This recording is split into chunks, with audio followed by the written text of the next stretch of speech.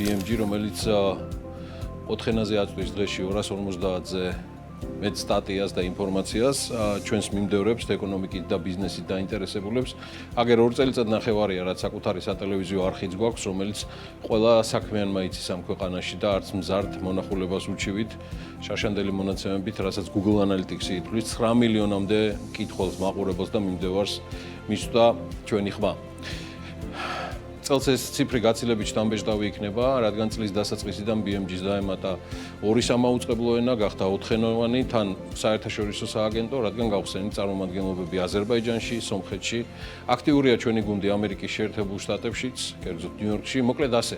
თითქოს ყველანაირი წინაპირობა არსებობდა საიმისოთ, რომ ჩვენი კორპორატიული ზრდაც ქვეყნის ეკონომიკასთან ერთად გაგრძელებულიყო ტრადიციული შიდა გაურკვევლობების ფონზე და თამდები. თუმცა ვითარება რადიკალურად დაიძაბა წლის დასაწყისში, როცა ჯერ ხელახლა დაინიცირდა და შემდგომ მეათე მოწვევის პარლამენტმა უცხოური გამჭვირვალობის შესახებ კანონი, ხალხში დამსახურებულად ცნობილი რუსული კანონის სახით მიიღო და შემდგომ არჩევნები, სადაც სხვადასხვა პოლიტიკურ სუბიექტებს შორის პირველ ადგილზე გასულმა მმართველმა პარტიამ არჩევნებიდან რამდენიმე კვირაში ალბათ საკუთარი შეუდარებელი სტილის და ხელწერის დაცვით წინა საარჩევნო პირობებიდან რამდენიმე შეცვალა. კერძოდ მშვიდობით და ღირსებით ევროპაში სვლამ ვადაში მინიმუმ 4 წლით გადაიწია. ეს მაშინ, როცა ირაკლი კობახიძემ 28 ნოემბერს ევროკავშირთან დაახლოებასთან დაკავშირებული პროცედურების შესრულების 4 წლით გადადება გამოაცხადა, რათა საქართველოს 2030 წლისთვის ევროპის კავშირის სრულფასოვანი წევრობისთვის მოემზადა. მოусმინოთ, რა იყო მიზეზი, რის გამოც დრამატულად შეიცვალა ვითარება თბილისსა და მთელ საქართველოში. მივიღეთ გადაწყვეტილება 2028 წლის ბოლომდე დღის რიგში არ დავაყენოთ ევროკავშირთან მოლაპარაკებების გახსნის საკითხი. ასევე 2028 წლის ბოლომდე უარს ვამბობთ ყოველგვარ საბიუჯეტო გრანტზე ევროკავშირის მხრიდან. 2028 წლის ბოლო არის ის დრო, როდესაც საქართველო იქნება ეკონომიკური თვალსაზრისით სათანადოდ მომზადებული, რათა გახსნას მოლაპარაკებები 2030 წელს ევროკავშირში გასაწევრიანებლად. პოლიტიკური დემარში ევროპის მიმართ საქართველოში სრულიად ადეკვატურად იქნა აღქმული. მიუხედავად იმისა, რომ მართველი პარტიის ინტელექტუალებმა საქართველოს მოსახლეობის დიდი ნაწილის უნარები წაკითხული შინაარსიდან სწორი დასკვნების ან საერთო შინაარსის გამოტანის შესახებ დაიწუნეს, ირაკლი კობახიძის ამ განცხადებამ, რომელიც ცხადია გახმოვანებულია ბიძინა ივანიშვილის გადაწყვეტილებები და მისი ხედვა. მოკლედ ამ განცხადებამ სწრაფად არია ვითარება თბილისში და ასევე დასაბამი მისცა საპროტესტო გამოსვლებს საქართველოს სხვა ქალაქებსა და რეგიონებში. უფრო მარტივად რომ ვთქვათ, ღირსებით და მშვიდობით ევროპისკენ, რაც იყო მთავარი ლოზუნგი მართველი პარტიისა 2024 წლის საპარლამენტო არჩევნებზე, გიორგობისთვის, ანუ ნოემბრის ბოლოს ამ ლოზუნგიდან ფაქტიურად არაფერი დარჩა.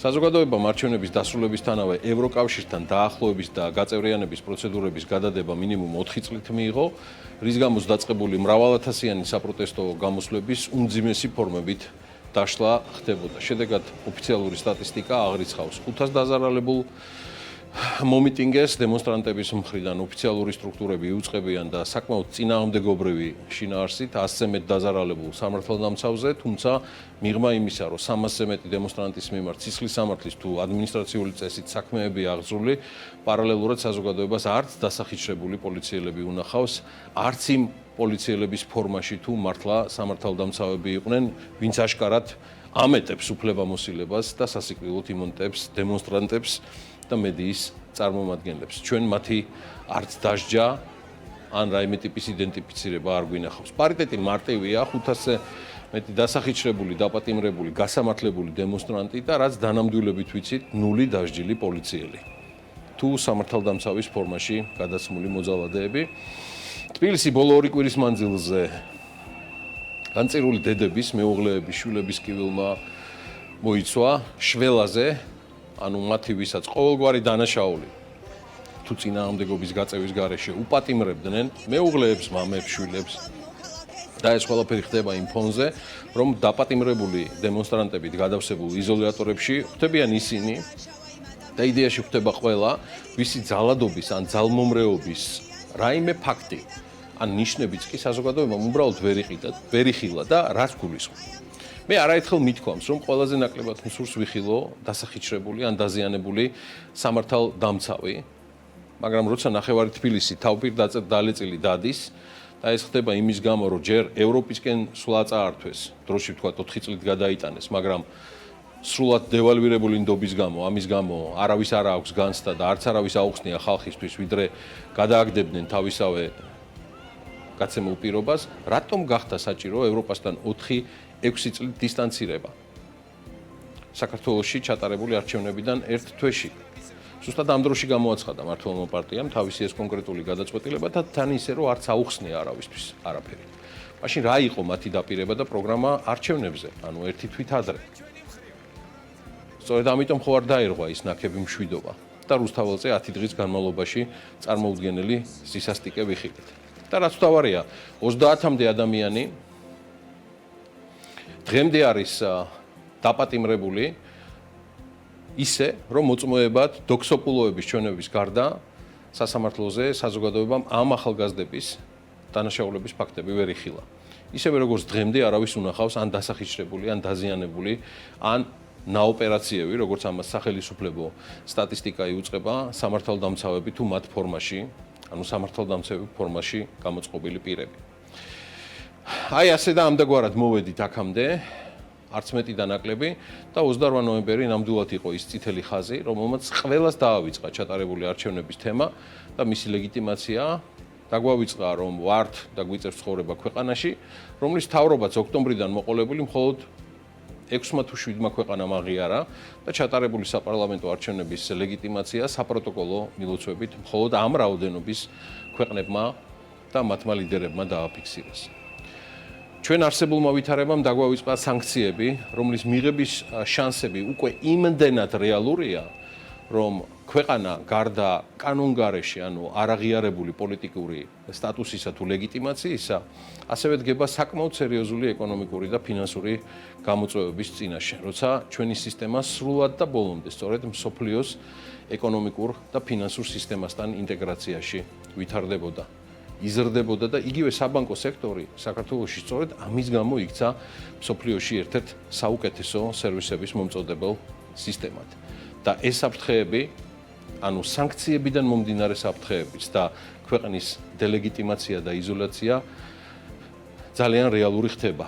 ანუ სანქციები, ქვეყნის იზოლაცია და ქვეყნის ეკონომიკის და მისი სექტორების დისტანცირება საერთაშორისო ფონდებისგან, ანუ ინვესტიციებისგან, განათლებისგან, ტექნოლოგიებისგან. ხო და ბიზნესიც არა ამ საფრთხეების, არამედ შექმნილი ვითარების გამო 2 კვირის წინ იწყებს განცხადებების გაკეთებას და აპროტესტებს შექმნილ ვითარებას საქართველოში, აპროტესტებს საგარეო კურსის ცვლილებას, აპროტესტებს ძალადობას და ეს ხმა სულ უფრო და უფრო მკაფიო ხდება შემდგომ დღეებში.